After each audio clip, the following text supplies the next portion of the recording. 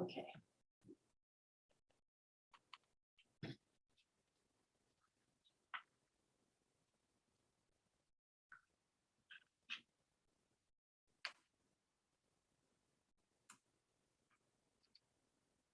And how was Mary's first day? We're online. We're good? Okay.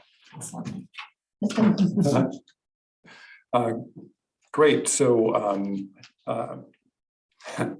welcome to the MSAD11 Policy Committee meeting. This is September 1st, 2022. Let's see, my name is Tony Veet. I am the committee chair, and if I could have committee members introduce themselves. I'm Teresa Garrett. Nicole Medore. And so again, I'm Tony Veet, chair, and we have one more member coming in that just stepped out of the room. Matt Marshall. Thank you. And Matt Lillybridge is supposed to be here. He's a board member, and Jack Pitheroff is also a member. And you want me to introduce? Yes, I'm please. Pat Hopkins, superintendent. So I'll call this meeting to order, and we have a number of policies to review. Yes, and again, we have a very, very long agenda, but it is not expected that we're going to be able to get through this entire agenda. These are just some board policies that are more than 5 years old, so it's time in our cycle for them to be reviewed. And I will be adding to this list. I think I'm about halfway through of the policies that are up for review. Last year, we didn't get through all of the policies that we had wanted to, so the list this year is a little bit longer than I hoped. So the first one is ACAAA. It's transgender and gender expansive students. So if you've had a chance to read this, this draft policy, actually, it comes from Maine School Board Association or Maine School Management Association, and it was designed, created collaboratively with the Drummond Woodsum, the school's attorney. And you will see that they note at the top that there's no legal requirement for the board to approve a policy on this, and that, so you're not required. However, in training, we were told that it's recommended and advised to have one, because should we have a family or someone file suit against the district, we're going to be in a much better position as a district if we have a policy approved by the board. Okay, so which that makes sense. Right. So I don't know if you've had a chance to read through all of it. If you have questions, I think some of the conversations administrators have had, and we had our own training on this. Through our administrative team meeting, we had an attorney spend about an hour. And I believe it was Alyssa who asked that the board have a workshop on this as well and have an attorney come, which is absolutely something that we can do. And I want to talk to the board about that. But some of the big factors here that we just need to be aware of is that one, of course, student has the right to privacy, right? But with this, students have the right to go by their preferred name when in school, just like we did when we were kids, right? If you know, my name's Patricia, but everyone called me Patty. My secret, okay? Now everyone knows, right? And it didn't require my parents' permission. This follows the same sort of line. So in this case, if a student wishes to go by a preferred name, then we have an obligation to go by that, and it does not mandate parent permission. I think that that's not comparing apples to apples. Okay. I feel as a parent, as a representative of parents from Pittston, if my child was going by, if my child were born a female and going by a male's name, I feel as a parent, I have a right to know about that. Now, my given name is Teresa. The nuns called me Teresa. Some of my friends called me Terry. That's not, this is my born gender that I am. They didn't call me Bob. They called me by my name. So I feel the parents have a right to know if this child wants to be called by a different sexual name or different orientation name or however you want to politically put it. I feel the parents have a right.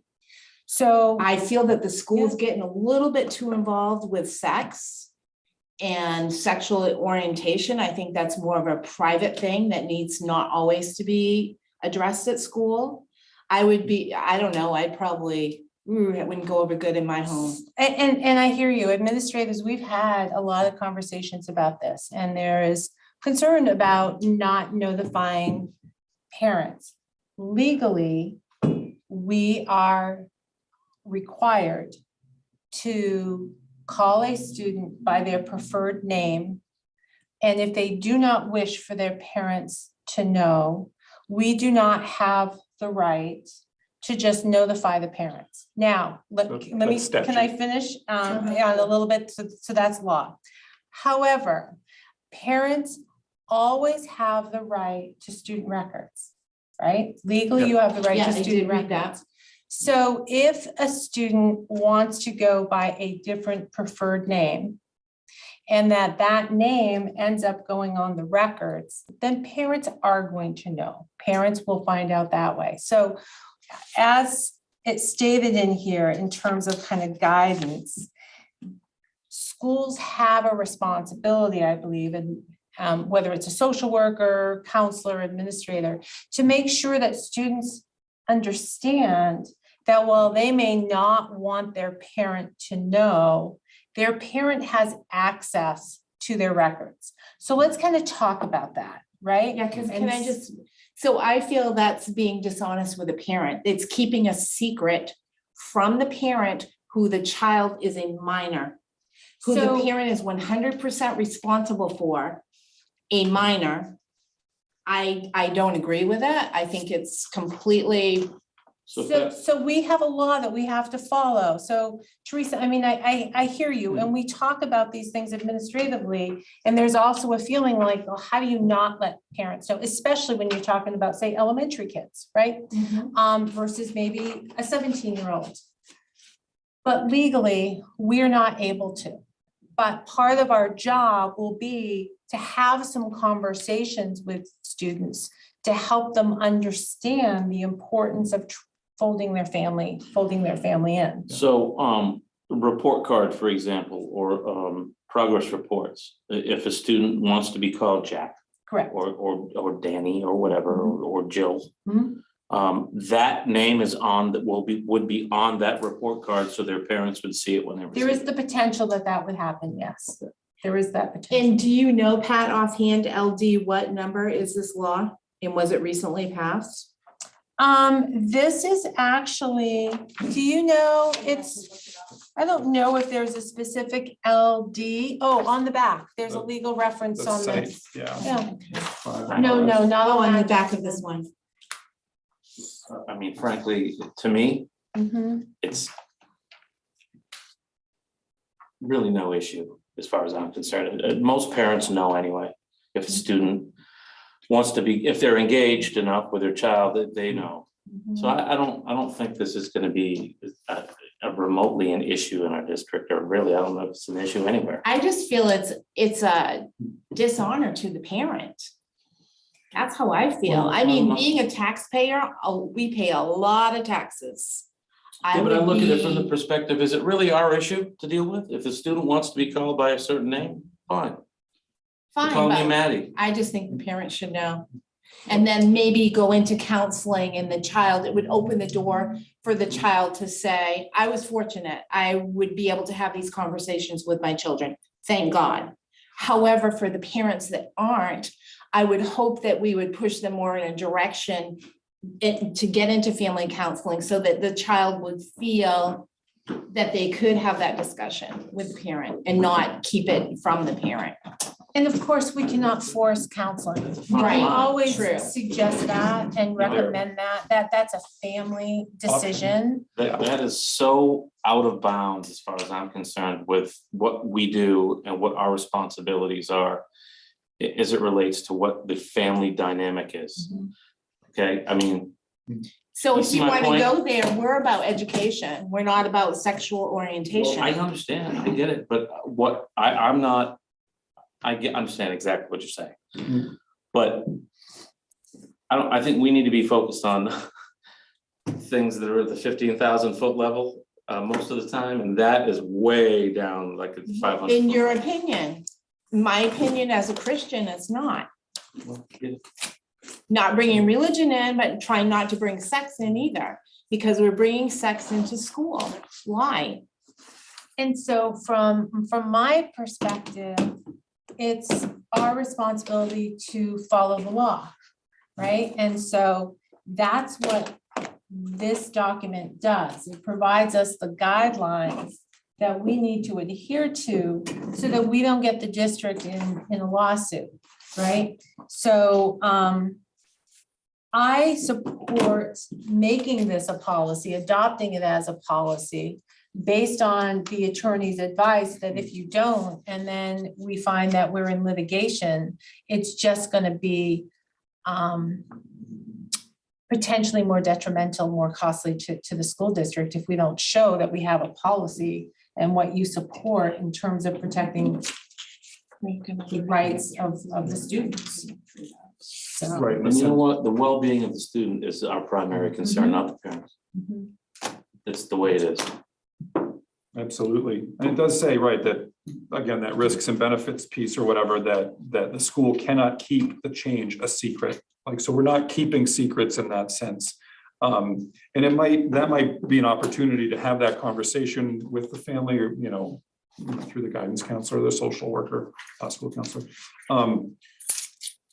I do like the idea that from the 15,000-foot view, it does provide some protection and guidance for us on, there's a statute there, the main revised statute is there, and that puts us in recognition and compliance with that law. So I can see that value there. I think the idea, I hear what you're saying, Teresa, that these are personal issues. I think this is about recognizing the person of, the student that's in front of us, to recognize that person there. To support what families are doing. That's kind of that next level of, there's a place where families connect with schools and a place where families step back from schools. Part of our involvement is to make sure that the students are supported as students and then connected with, we connect with family after And that. it's not just about their physical well-being, it's about their mental health well-being. And I guess so we had an incident where one of my daughters had a child, it was a high school student in her class, born a female, but it was like every other day, every other week, you're calling her Victoria one day and you're calling her Victor the next. And so the kids would get confused because we didn't know what she was if she was gonna come in as a he or a she, and the child needed some counseling, would get angry at the fellow students because they didn't know from one day to the next what this person identified as. So it caused a lot of havoc in the classroom.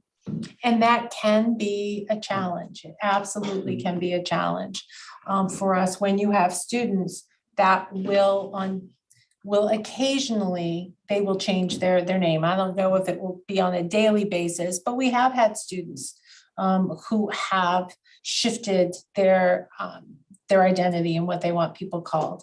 And I know that that's been a bit of a challenge for folks, but we do always try to partner with families. Absolutely, we want to be transparent, we want to be open, we want to work with families, but there are times when we have students who this is how they want to be identified, and they don't feel safe in letting their families know. And in those particular situations, according to the law, we really have to honor that request. But we do also have an obligation, like we said, to kind of counsel them, to help them understand the importance when it's not a safety issue, right? But the importance of really wrapping their parents in and having that conversation and help them understand, again, parents always have access to student records.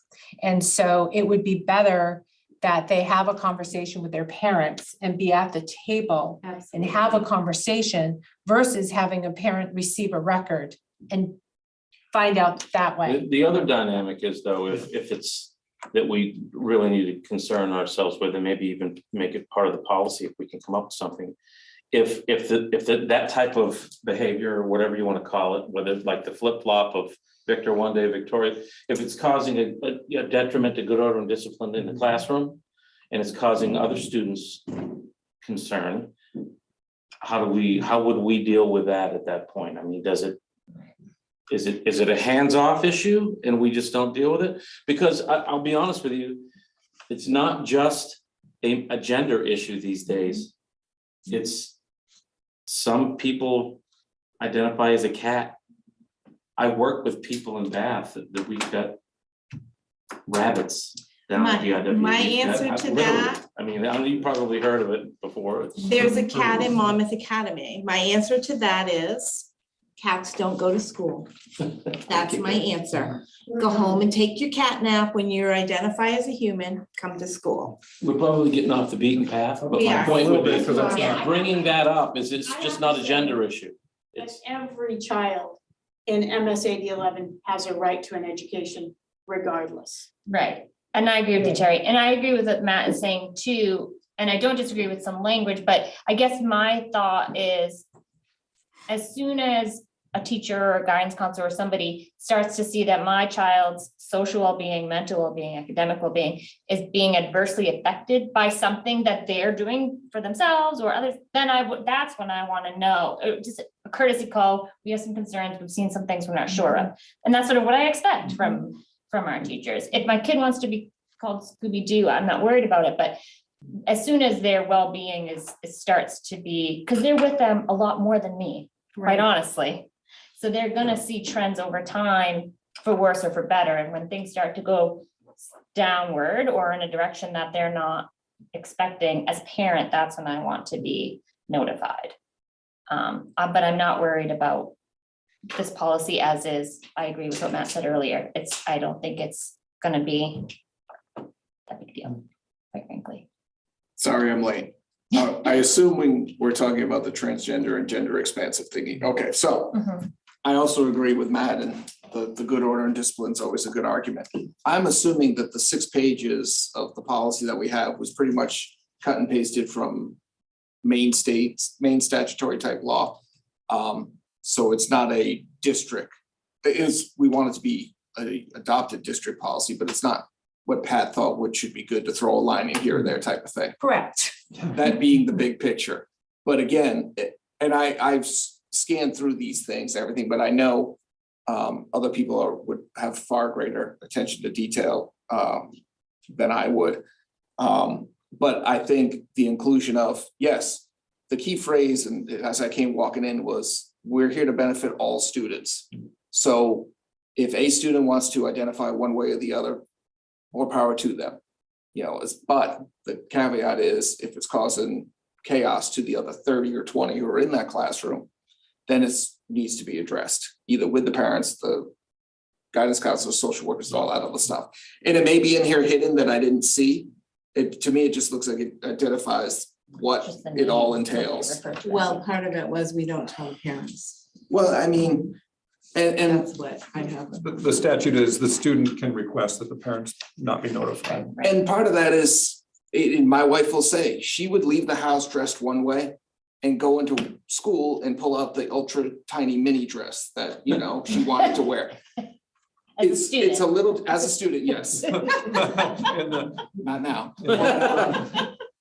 But it's an analogy to this. If you leave the Right. house as Victor, Mhm. but you got something in your backpack and you go into the locker room or whatever and come out differently, yes, parents should be informed of everything, but also, kids are gonna do stuff, And you can't guard against everything, It's a but huge conversation. yeah, As this policy is written on fine font. yeah. I just think an amendment that, again, our legal counsel should provide the caveat, or it's a part B to Alpha, Charlie, 3 Alpha after that. Parentheses two. The question, Terry, help me, the question was raised about, in our training, about those students who on a regular basis are trying to figure out who they are. So they're on a regular basis, they may change their name. And I'm trying to remember the actual advice. I think that if it's genuine, right? And they're really trying to identify who they are, then we're obligated to really respect that and to follow that. And if it's every other day, which, It was I don't like see every how- other Who makes that week. It was every determination? other but week. then that's what we need to do I think to kids are so honor much that. more accepting now anyway. Yeah. That would have been much different when we were in school, but now I don't know. I think it Kids are rolls more off the malleable, backs. and I know Yes. Yeah. Matt's probably, well, he probably doesn't have the same concerns as me, because your son's a lineman. But, you know, my son going to the middle school is gonna be exposed to 3 times as more Mhm. students than he had at Helen Thompson. Yeah. And More stimulation. more stimulation, more talking, because they're all going through puberty, like, Mm-hmm. 2 years earlier than we used to as well, so Mhm. I can only imagine the roller coaster that this year is gonna be just in my household. Mhm. And you can't critique them like we used to or how we grew up, Mhm. that's for sure. Just go talk to them. that's So all. getting back to this, I also have a problem with the bathroom. So if my child identifies as a female, where is her rights as a female to be respected to use a female bathroom when somebody else is identifying as a female but not have the operation?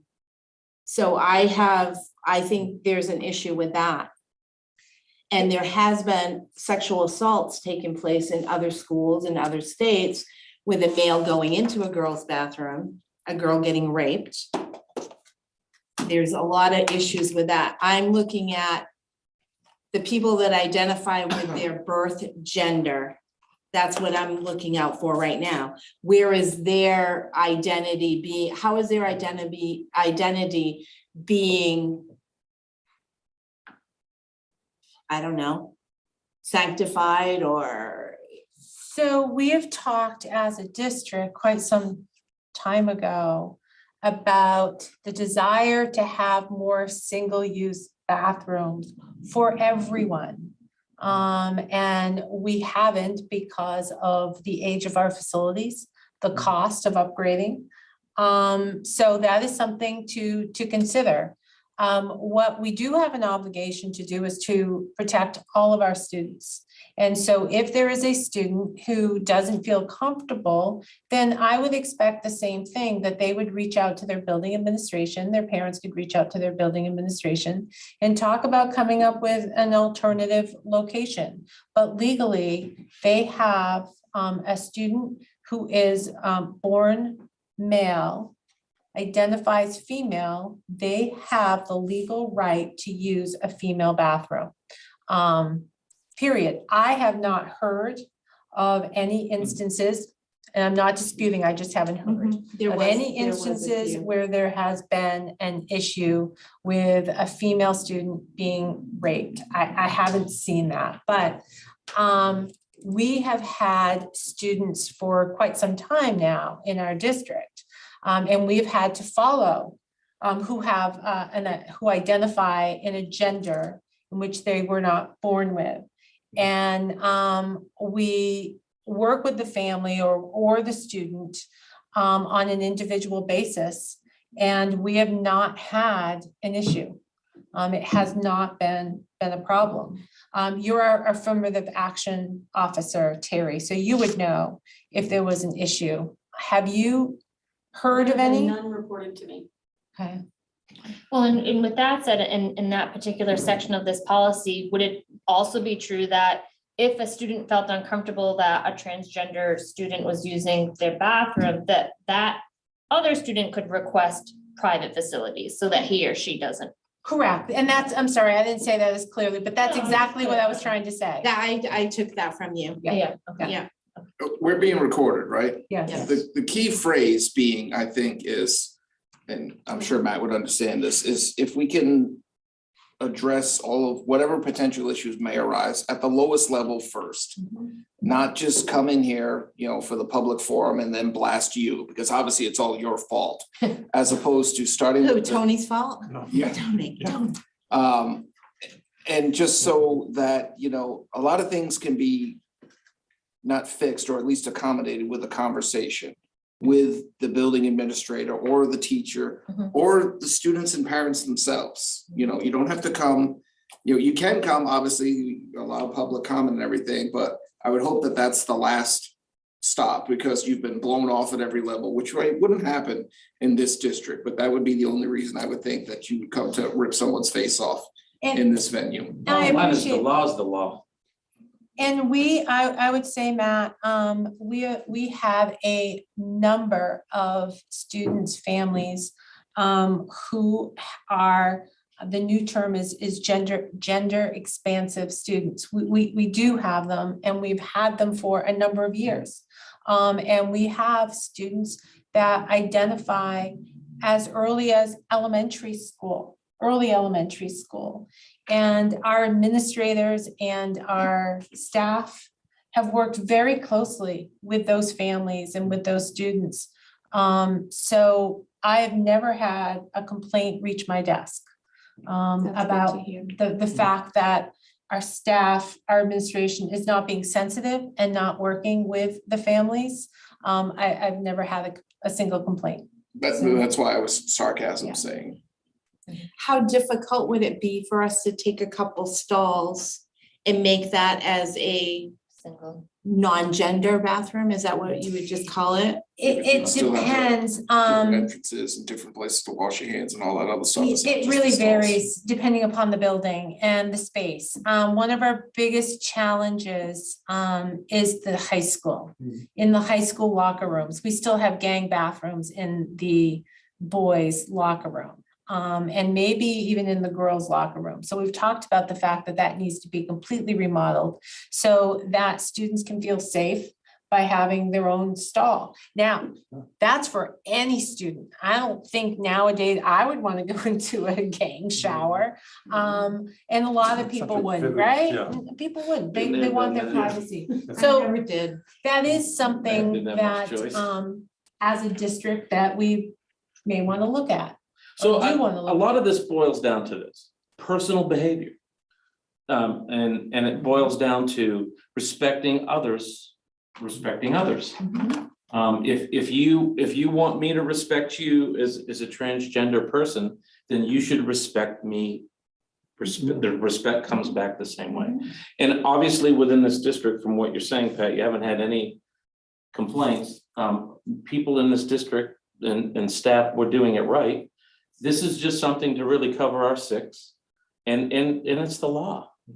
It's not like we all have personal opinions and everybody has them, but it's the law. And if we need to come up with a policy, which we're going to, but it's gonna mitigate our exposure legally and financially, we should. And these are the regulations, or the majority of these are the regulations that we've been following as a district. We were just using them as guidance. Mhm. And now our legal counsel is recommending that school districts approve or adopt as policy. So, That's a big reason why you have a lot of agencies and within the district, we have special months, right? We have African American month, we have Native American month, we have LGBTQ month. So it helps people understand your view on how you want to live your life. And I think that goes a long way to keeping issues like this in check, if you know what I mean. I don't know if I articulated that very well, but. Well, yeah, it puts it in perspective. Right. So you can think about it that way. I do think some of the behavior stuff we're starting to talk about too, which might be off of this one a little bit, because behaviors, as we get into those, would be addressed by, you know, if it's Other policies. dangerous, yeah, other policies that would be addressed in that manner.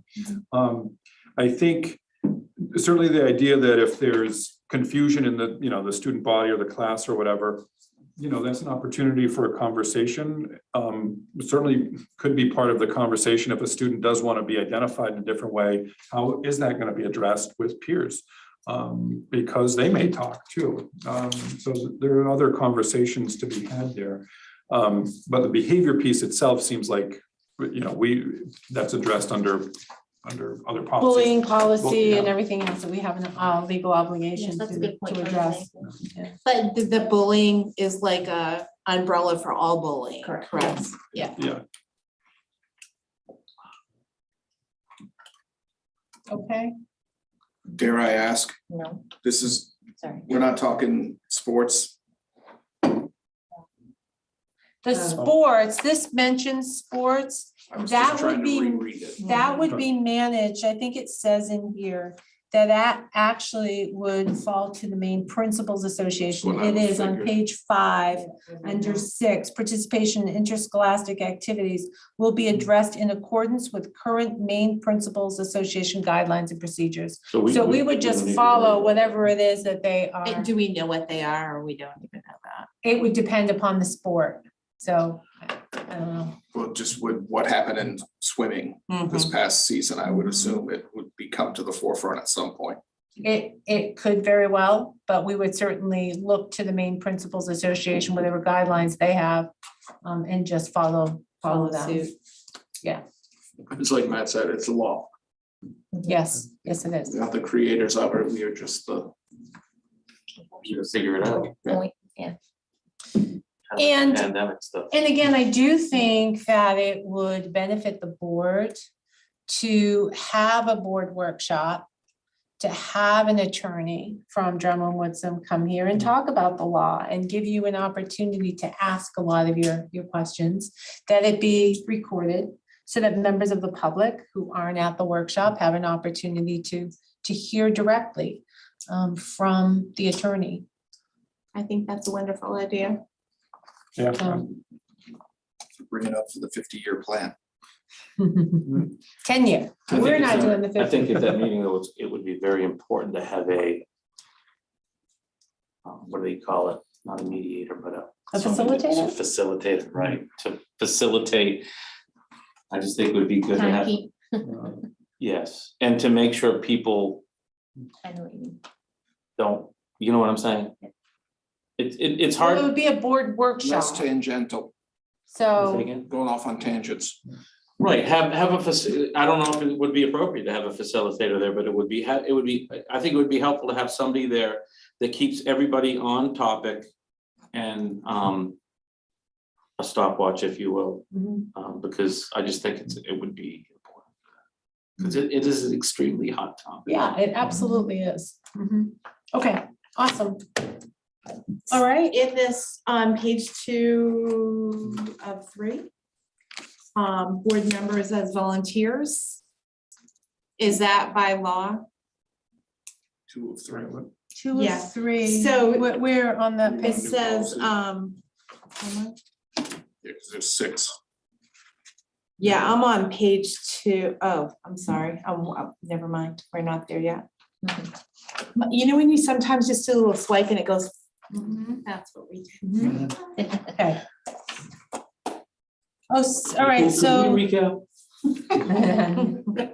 so are we okay to move to the next one? Mhm. All right, so the next Good. is the board BCB conflict of interest. So I went in, I made it gender neutral. I added a code of conduct for federally funded projects. This was a recommended update from Main School Management. So again, what I will do as a reminder, I go into Main School Management, they create template policies. And they update their policies based on changes in the law. And so every 5 years, we try to go through ours if I haven't received another update from them. And I will look at ours, compare it to theirs, and then make necessary changes to ours to ensure that we're in compliance with the law. So this is a new change, and I think for the most part, that is it, minus cross-references. I added a couple cross-reference policies. So questions on this one? I think I just wanted to double check. So this one's from 2019, but we're updating it because there's been that recommended update. Yes. Yeah. I know you guys are gonna get mad at me, but I just have to say this. I just feel that my identity is compromised because it doesn't say her. For the record.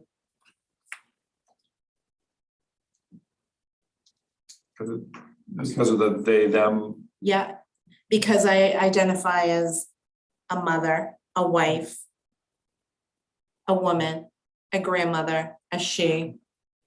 And so I think it should include he, she there. I don't think we should be getting away with doing away with he or she, because a lot of people, the majority of people identify with the he or she. So the way this is written is done not to use a pronoun as they, their. It's to instead broaden how we are being inclusive of everyone's gender, whether it's he, her, she. We're calling them all they. But what if I don't identify or someone doesn't identify as a they? It's Why not, can't we have he, she, and they? because it's not about identification personally, it's holistically of the group. Right, That's the legal term. It's not an identifier. right. It's to be inclusive of everyone regardless of how they identify. I'd actually looked up the use of they, them, their, which can be used for people that, you know, their assigned gender is not what they're experiencing, right? So they sometimes use they, them, some other variations there. In this case, we're using it actually in a pretty old, like it's been around for hundreds of years, to use it as, it's a plural pronoun, except you can use it as a singular pronoun. So that means that we don't have to specify a board member should do nothing to give the impression. That means that we don't, it actually makes it more just gender neutral in the sense we don't have to specify what their gender is. And it's not specifying that how they're identifying their gender. That's how I read it. Again, in that legal sense, I think, Matt, as you're putting it. And I mean, I hear what you're saying, Teresa, that right, we're losing that specifier.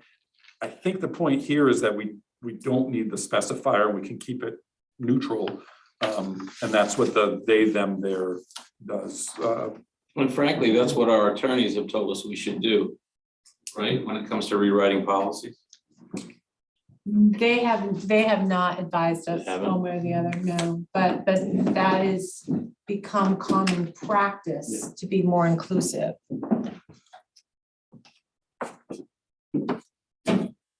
So anything else on BCB? Okay, then EBCA is the Comprehensive Emergency Management Plan. And this one, you will see that I made more changes to. The law did change last year, I believe it was, requiring that this policy be updated. So I just incorporated those changes into our current policy. So I don't know if you have any questions or concerns. And we're not calling it a comprehensive emergency plan. It's a health and safety and emergency management plan, but I can see that at the top. Right, I think I may have to change the title. I'm not sure Hmm. if I did, I'm not sure. I'm gonna have to highlight and take a look at it to make sure that I am now following the letter of the law and what it's supposed to be. So I'm sorry, I've confused myself. I have too many documents here. I just don't know which one I'm looking at. So it might be as simple as just getting rid of the word comprehensive. It may be, yeah. So I'll have to take a look at that. So, It's a powerful and it word. may say, instead of comprehensive emergency management plan, maybe I was supposed to call it health and safety and emergent management plan. So I'll make that adjustment. Yeah, just below the Exactly. ABCD outline, that paragraph has the double underline to that change that you just said. Right, Yeah, So yeah, it shows up on the first one. yeah. So I'll have to take a look at Yeah. that, yeah. do you put these up on like 2 screens and just go line by line? I only have one screen, but it's a larger screen. So I do put them up next to each other and, yeah. But when you do that, you can occasionally still miss things, right? Because there are interruptions throughout the day and. Never. Like comments. Yeah, I'm leaving the comments I don't alone. think you can. I'm being good today. Any Um, changes to EBCA other than the title that I will have to look at? Okay. Then IMDA is patriotic exercises. And I don't have any recommended changes. Okay, IMDB flag displays, one minor change. It was that year I got heavy-handed with MSAD11, so I'm just removing one of them. Changes. no, IMG is, that's animals in schools. I noticed in this policy that it still had a note from main school management that should have been removed before it was posted, so I'm recommending that that be removed. And the cross-reference service animals in the school, ours is under ACAC, so I just corrected Oh. the file number or the file code. As far as service animals, are emotional support animals under that? I believe so. Okay. I would have to pull out that policy and we will be looking at it. So, I'm only asking because of legit type things where there's a kid on campus who has a dog that helps him when he has seizures and stuff like that, as opposed to I'm getting on a plane, I'm bringing a peacock. yeah, I'll have to pull that up and look at it. It is, Not as the I, sidebar, I'm just saying. no, I get But it. to And there are clarify. some laws around that. And it's In documented. order to do it, you have to provide some sort of certification. Yes. Yeah, I would hope. Not necessarily. On some of them, you can ask 2 questions, right? And that's all you can ask, and you can't always require documentation. So we would have to look at the policy. The policy stipulates what we can do and what we can't do based on law. Yeah, that's what I was wondering. But I can't recite that off the top of my head. Mhm. This one was other animals and we're not. This is reviewing- in school, Yeah, right? Versus service animals. So if you want to take a look at that, it's what did I say, ACAC. So you can find that on their website and it would I was detail, looking at that. yeah. JICK E1, you updated our bullying policies last year, but we overlooked 2 forms that were not updated. They're not really significant changes. Actually, JICK E3, there were no changes. And E1, on page 2, instead of saying signature of person reporting, it's signature of complainant / reporter, and that is optional. They're not required to identify who they are. And a signature is not required on this particular form. It's just a copy goes to the principal, and we have to document the date that the principal received it, and a copy to the superintendent and the date. So that's that. Stop me if you have questions. JIHE. Can I ask a quick question? Mhm. Do we have weekend detention? Do we have detention anymore? Yeah, we have Okay, detention. because I know some schools don't have detention anymore. We do still have detention. We do not currently have weekend detention that would require coverage, staff coverage, and we don't pay anyone to come in on the And I weekends. don't blame us. Yeah. Mhm. JIHE, student search checklist. This is in policy. I didn't make any changes. But should we need to search a student, there is a form to document that. And the resource officer doesn't have to do it. It doesn't No, look like it. no, you do not want the resource officer to do that. You want that handled by your administration. Okay. The laws are very different for school administration versus a police officer. Lower level. Mhm. Got it. JJE is your student fundraising activities policy.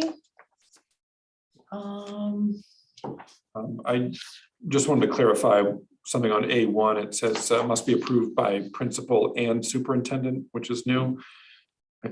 Yeah, I added that because all fundraising policies come, requests come to me. Come to you anyway, So- okay. It's on the form, they all come to me for approval. That way we have a district-wide perspective, Okay. because if it's only done at the building level, then there's no one managing how much fundraising we're doing in the district.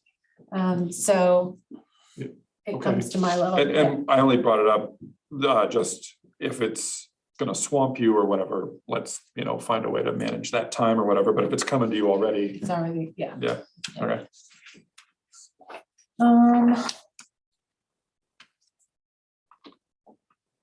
So Pat, we don't make them sell the candy bars.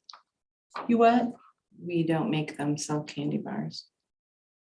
You know how there used to be a fundraiser with selling the chocolate bars? And you had to sell so many. Each organization, athletic team, Decides. they will decide as a team what to do, or what to sell.